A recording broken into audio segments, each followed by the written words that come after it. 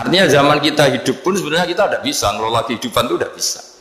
Nah kalau sama nggak bisa nanti setelah mati juga tidak bisa. Ya sudah, ketika kita hidup yang ngelola juga Allah, ketika mati juga yang ngelola. Bedanya apa?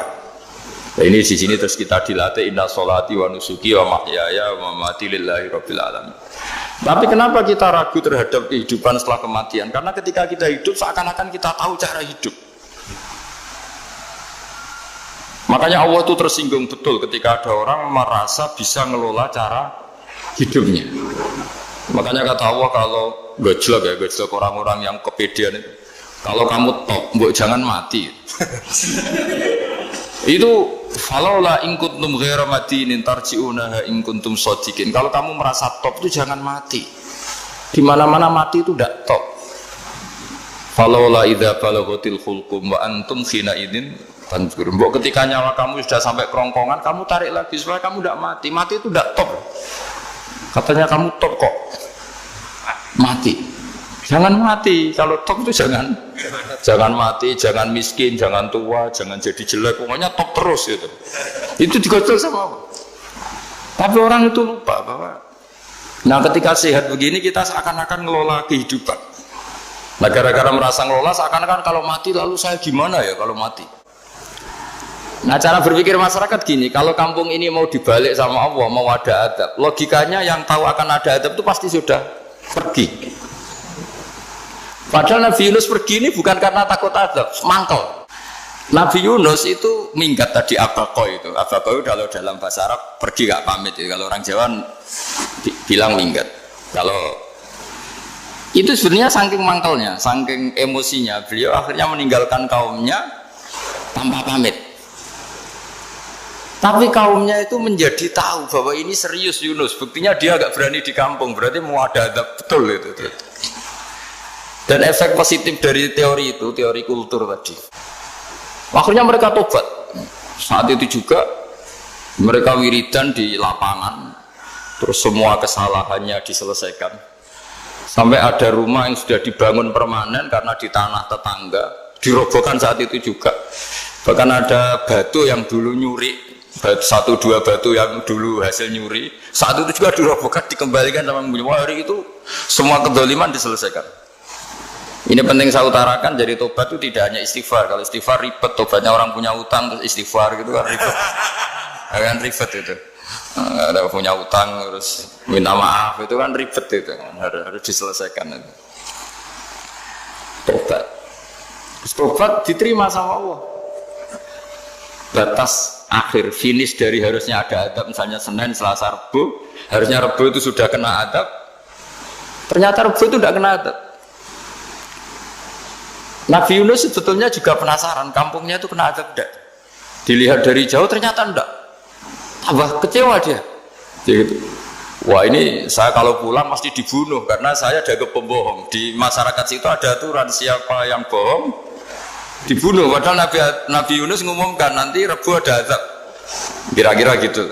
Ternyata Rebu itu udah ada azab, makanya dia sudah di batas kampung kembali minggat lagi karena nanti pulang pasti dibunuh karena dia dianggap bohong. Ya akhirnya masyhur itu, terus dia ikut nelayan sekenanya, yang penting lari dari kampung, ikut nelayan sekenanya.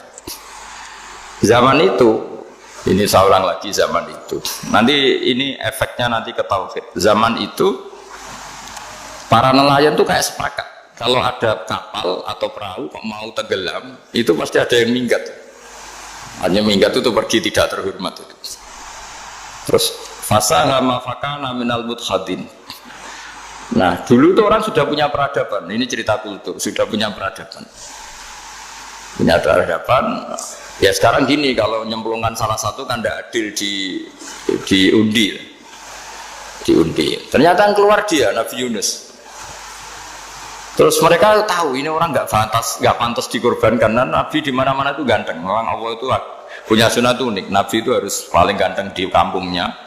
Nasabnya juga harus paling baik. Kabar-kabarnya juga istrinya harus paling cantik. Itu memang aturannya gitu. Nggak tahu saya. Dulu saya juga janggal, kenapa Nabi aturannya harus gitu? Angen-angen di pemimpin LU izin itu, maksudnya Kalau memimpin dia masak keriting itu kan piye gitu rasanya itu. Jadi Nabi itu pasti itu paling ganteng di kampungnya, terus dari nasab ya terbaik, terus rata-rata istrinya itu ya selain Solihah itu ya paling ganteng. Karena ya dibully kan, sewar tidak jadi Nabi, bujone elek kan ya ribet kalau misalnya ada yang bully gitu kan juga ribet. Singkat cerita terus dia akhirnya ditenggelamkan, dibuang karena beliau seorang Nabi, faltaqamahul khut. Beliau ditelan ya. Iltiqam itu tidak digigit, ditelan. Karena ditelan beliau tidak ngalami dikunyah, ditelan. Iltiqam itu ditelan. Karena beliau seorang nabi di dalam batnil khut itu di perut. Itu dia wiridan. Dan barokahnya wiridan itu perut ikan ini menjadi masjid. Dia nyaman di situ nyaman karena terus ngalami karomah lah. Andekan wali itu ngalamin karomah. Nah kesimpulan dari cerita ini itu apa? Masyarakat itu akan selalu dengan kulturnya sendiri. Para nabi juga punya kultur sendiri. Dan Allah yang ngelola itu semua. Saya ulang lagi, Allah yang ngelola itu semua. Makanya terus dua kultur ini kalau Allah menghendaki itu gampang sekali. Akhirnya yang terjadi apa?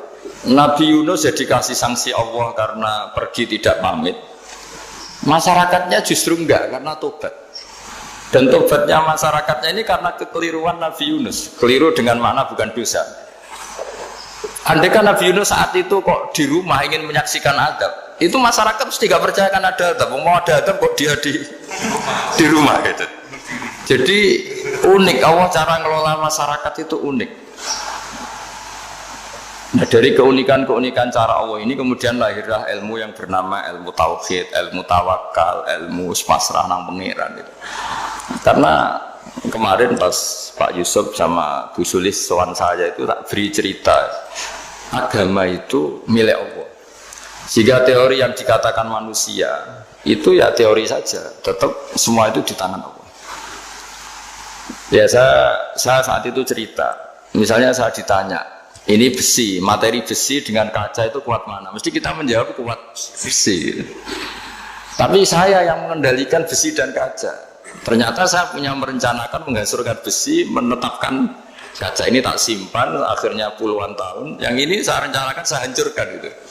Andai kan si yang menjawab tadi tahu rencana saya mesti kuat bilang kuat kaca. Gitu. Semuanya contoh paling gampang tadi. Dinosaurus itu hewan paling kuat malah musnah. Pitik yang nggak kuat sampai sekarang. Karena Allah bikin dinosaurus itu punya rencana dihancurkan ya.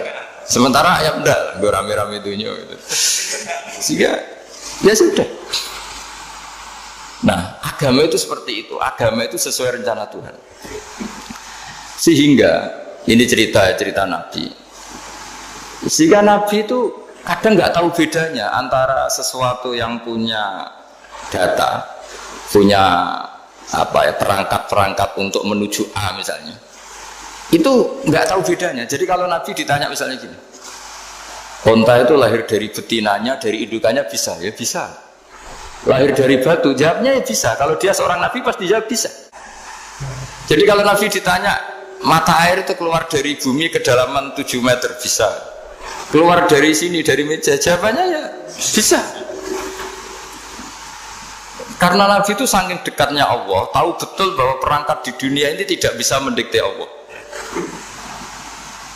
Semua itu kehendak Allah. Logika yang terbangun Nabi itu sebenarnya gampang ya. Kalau kita teliti itu hanya gampang itu, sesuatu yang benar itu pasti bisa dijelaskan secara gampang. Nah ini ngaji tauhid biar tidak terlalu berteori itu. Karena kalau saya cerita uang pinter jenengan. Nah, dan saya tidak ingin pinter tentang uang. Tak beri contoh. Nah ini supaya nanti kalau sampean suatu saat meninggal ketemu mungkar nakir itu tahu cara menghadapi. Nanti tak warai tekniknya. Tak warai tekniknya. Makanya ada cerita agama ini baik sekali. Orang bocorkan ujian nasional itu kriminal, bisa ditangkap Pak Rosidi. Tapi agama ini pertanyaan mungkar nakir dibocorkan semua kiai, itu nggak ditangkap sama mungkar nakir. Harusnya kan rugi karena ini pertanyaan, tapi semua kiai kan sudah membocorkan. Nanti pertanyaannya di kuburan itu buka Tuhanmu siapa, agamamu apa. Itu kan sudah dibocorkan, tapi itu nggak dianggap kriminal. Sementara kita sekolah SD, sekolah SMP bocorkan soal itu dianggap kriminal. Padahal harusnya boleh. Maksudnya kalau menuruti teori itu harusnya boleh kan.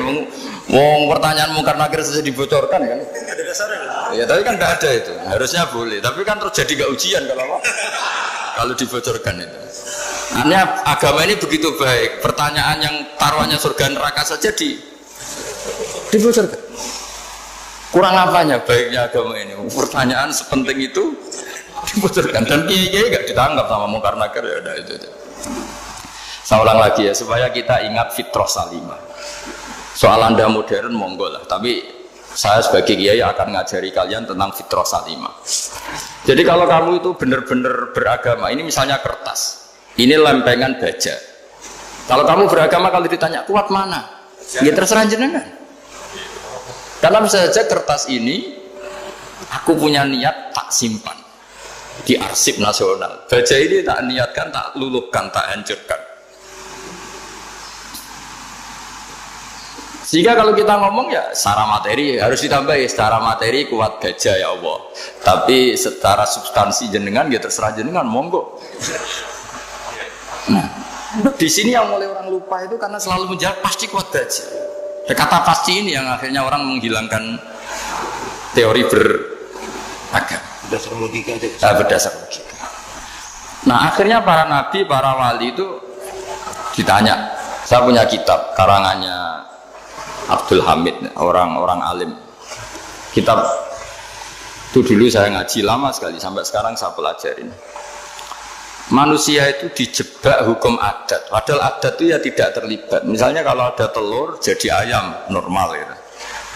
Ya tadi indukan unta melahirkan unta normal itu, indukan sapi melahirkan sapi normal. Tapi kalau para nabi itu bilang ya nggak normal, nggak normal artinya tetap ada kekuatan Tuhan. Indukan unta tahu apa tentang unta? Dia punya kekuatan apa? Bisa melahirkan unta, bisa menciptakan unta di perutnya, bisa ada jantungnya, ada paru-parunya, ada ususnya. Dia bisa apa? Di situ ada tangan Tuhan itu. Karena para nabi cara berpikir gitu, melihat tembok ya sama. Tembok sama indukan unta itu sama, sama-sama mungkin mengeluarkan unta. Sehingga ketika Nabi Soleh ditanya, bukti apa kekuasaan Tuhanmu? Apa bisa mengeluarkan unta dari batu besar ini? Jawabannya Nabi Soleh ya bisa, langsung saja bisa. Dan mukjizatnya Nabi Soleh masyhur itu keluarlah unta dari batu. Karena secara teori ya tadi, coba unta indukan itu apa seorang profesor, apa seorang ilmuwan sehingga bisa menciptakan anaknya itu.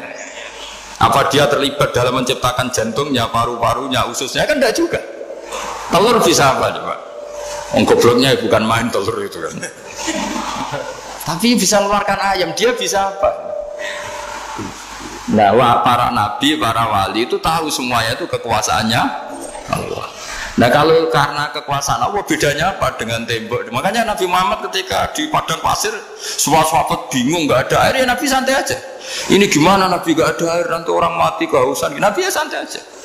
Kamu ingin air katanya? Iya. Nabi nunjuk apa itu ya sudah terus ada air. Ada yang keluar dari jemarinya, ada karena Nabi itu nggak tahu bedanya antara ini mungkin dan tidak mungkin, itu nggak tahunya itu ya semuanya itu Allah. Kalau kamu kan nggak, wah daerah gini nggak mungkin ada air. Ini kan padang pasir. Air itu biasanya di daerah hutan gini malah berteori macam-macam. Seakan-akan tidak ada Tuhan. Jadi kalau orang nggak bakat wali pasti berpikirnya gitu. Makanya nggak wali-wali itu orang nggak bakat karena itu kan artinya menafikan kekuasaannya Allah kan. Seakan-akan Allah tidak mampu bikin air di situ. Tapi kalau Nabi santai aja. Makanya Nabi Ibrahim ketika mau dibakar ya santai aja. Menurut beliau api bisa apa? Jadi itu meskipun hukum adat dia selalu berjalan. Normalnya api yang membakar di padang pasir, normalnya ya nggak ada air. Normalnya batu ya nggak mengeluarkan unta. Tapi kamu jangan terjebak oleh keseharian yang Anda lihat. Tetap di balik itu ada kekuasaannya Allah Subhanahu wa Ta'ala.